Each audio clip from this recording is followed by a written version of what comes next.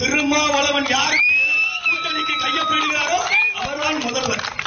தைரியம் இருந்தால், துணிச்சல் இருந்தால் நாங்கள் இந்த கூட்டணிக்கு தேவையில்லை என்று எந்த கொம்பனாவது வெளிப்படையாக பேசிப்பார்.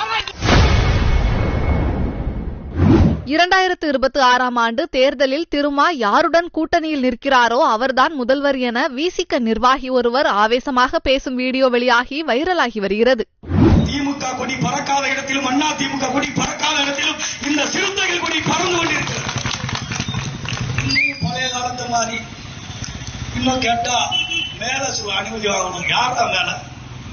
யாரா மேல?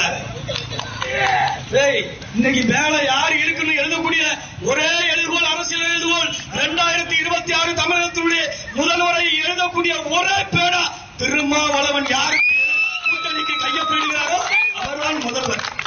தைரியம் இருந்தால், துணிச்சல் இருந்தால் நாங்கள் இந்த கூட்டணிக்கு தேவையில்லை என்று எந்த கொம்பனாவது வெளிப்படையாக பேசிப்பார்.